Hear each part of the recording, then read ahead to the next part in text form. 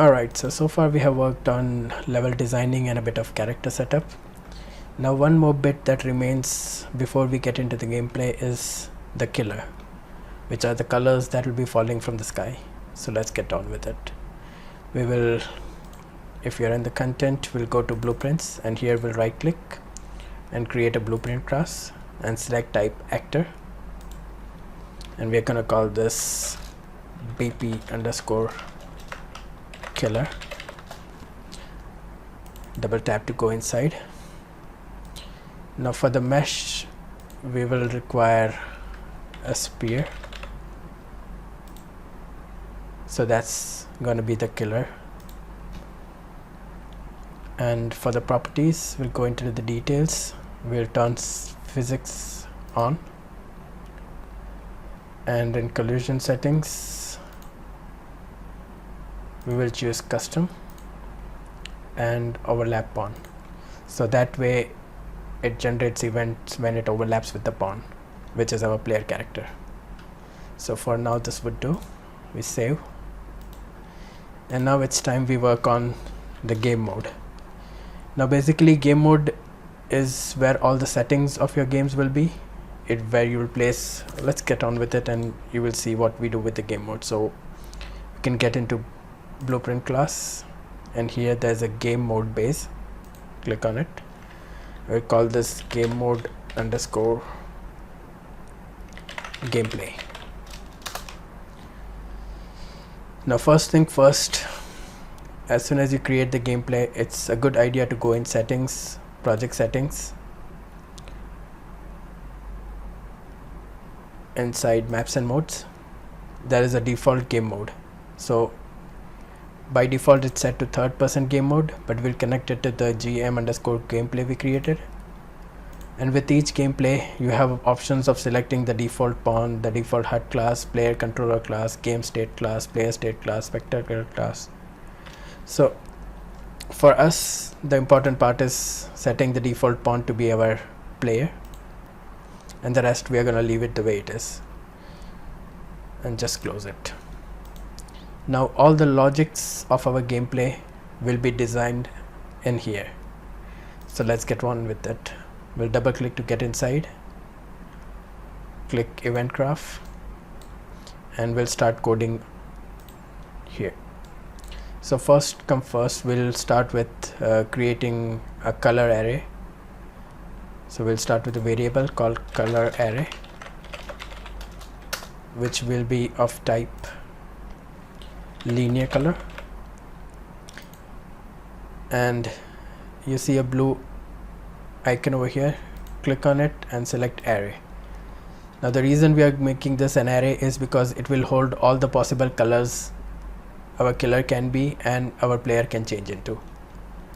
So now we will create a function. Now there are three ways of doing things in Unreal Engine. There is the add custom events, the functions, and the macros. And many people get confused on when to use which. So a very brief and short explanation for that would be, whenever you are doing a part of code that's repeated, you would create an event which goes like add custom event, and you can name whatever you want that event to be. This is the case when you don't need any return value from it, so it's just a repeating part of code that you can use over and over again. As for functions, you will use when you want to return something like a plus b equals to c. So c is your result and you want to give that c outside, so that's when you will use functions. And macros is mostly used when you want executive pins as outputs as well.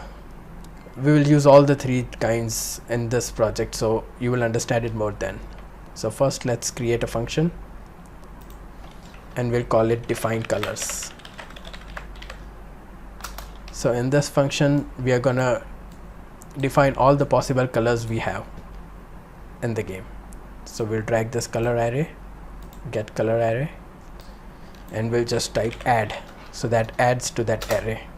Now since we have defined it as a linear color, you get choice of directly selecting color from here.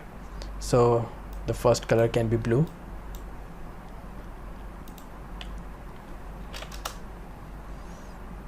click OK. Then we can add another color, which can be green.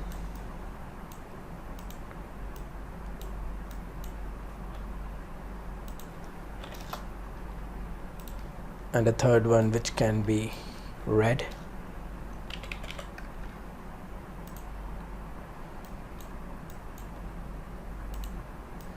For now, let's test just three colors, and we can work on later for more colors. So we have defined all the colors. Now we want a function that gives us a random color from list of this array. So let's do that. We'll create another function called get random color, and in that function we are going to use color array, get color array. We'll get the length of that array. We will minus it by 1,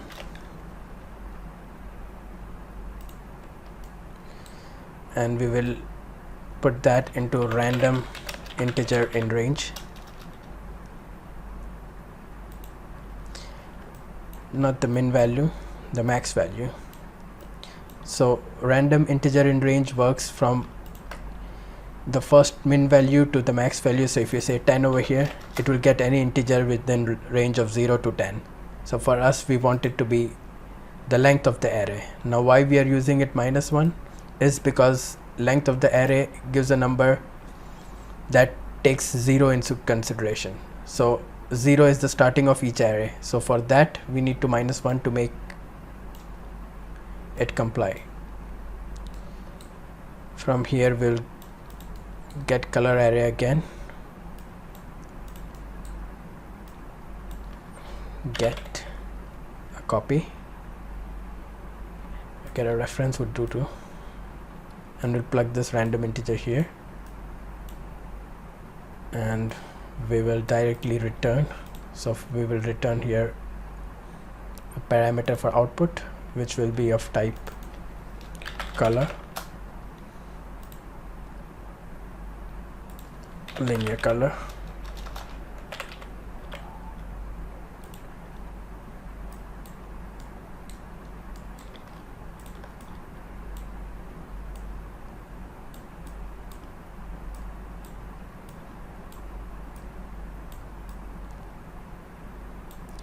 Alright, so what this does is it takes the array, gets its length, minus it by 1, and find any integer within that range, then look for that random index in that array and give output color. So it will be a random color within that array. So let's test this out. Now let's go to our player character,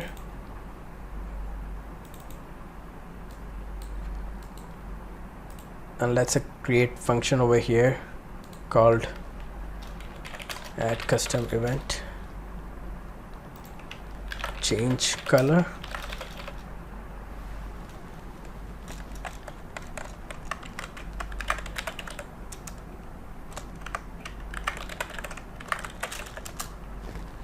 Alright, so that function, what it does is, let's make a variable first called color. Sorry for my bad typing. Which will be of type linear color again.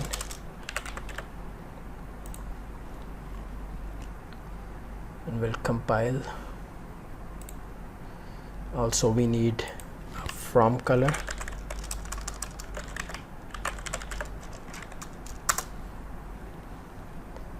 And another variable.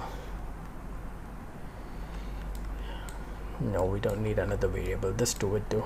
So what change color will do is we'll get color,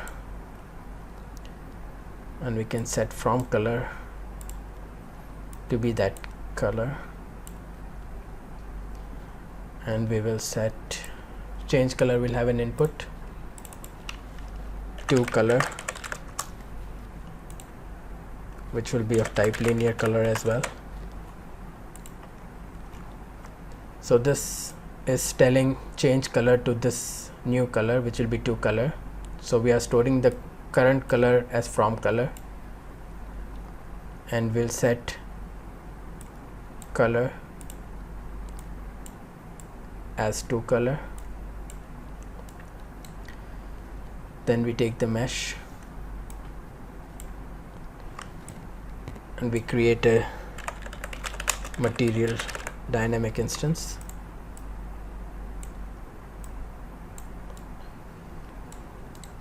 And we need a timeline, so we'll say add timeline.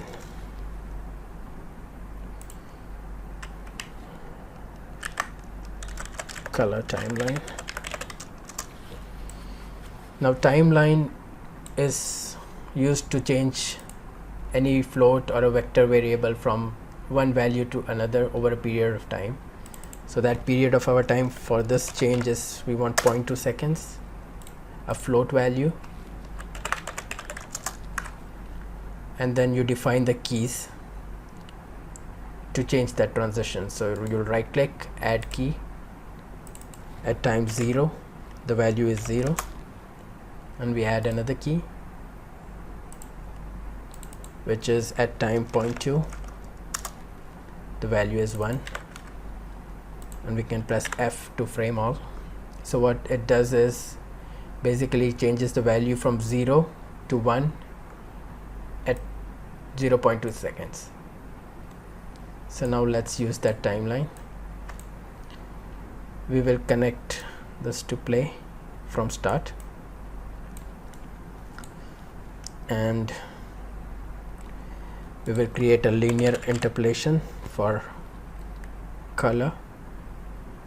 So linear color, and on update we'll, in fact we can drag from here, set vector parameter value, which is color, to this value, and we connect this to update. Now A will be from color and B will be to color, or it can be color, which is the same in our case. So this is the entire function. Let's repeat what we are doing. So we have a function called change color. What it does, it takes an input which is to color, the color we want to change our player into. First of all, it sets the current color, which is our color, to from color, and then it says this color to the to color. We create a dynamic instance of material. Here we need to select which instance it is, so it will be m_color.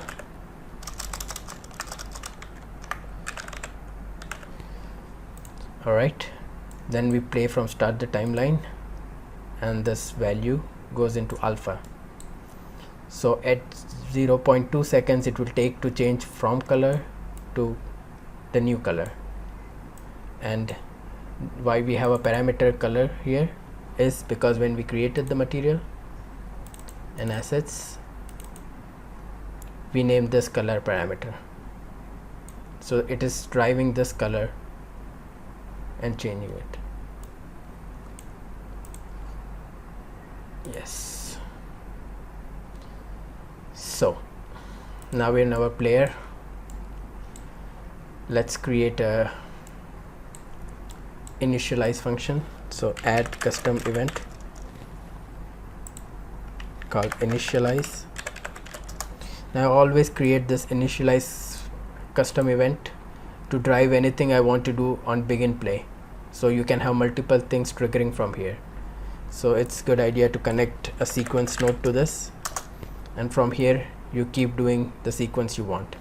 So the first thing is we will get the game mode. So let's do that.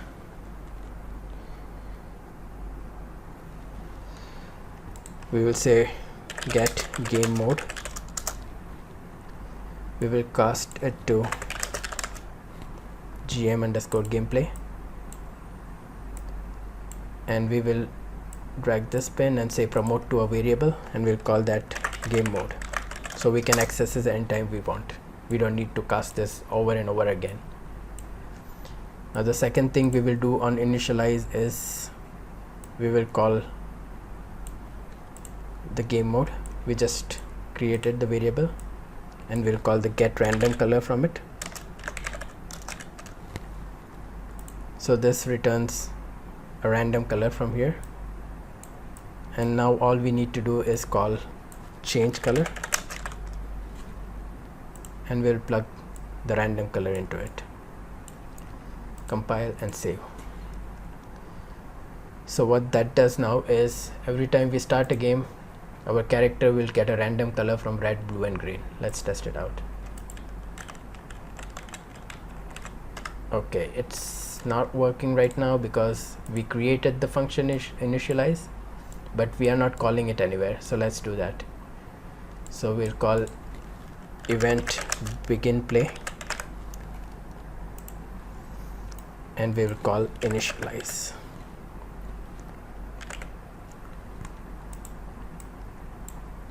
Compile and save. So now when we play,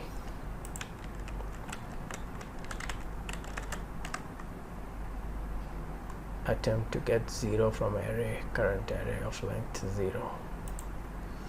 Okay, why this is happening is because in our blueprints gameplay we created this defined colors, but we haven't calling it anywhere. So let's do that. Alright, so we'll create an initialize function in game mode, add custom event, initialize. Now same what we did with our player character, we'll throw in a sequence node.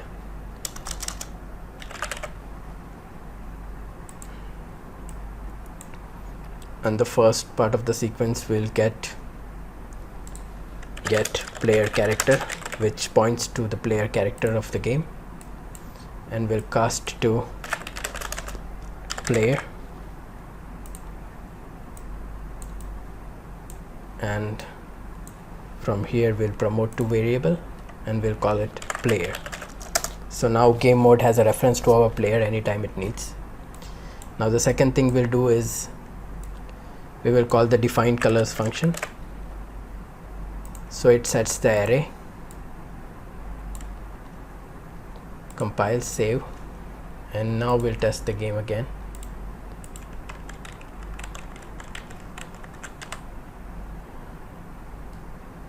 Okay, my bad. We created the initialize function, but again we are not calling it anywhere. So let's call it here in begin play. Initialize, compile, save, and finally we are getting a random color. So you can stop and play anytime and it will be any color from red, blue and green.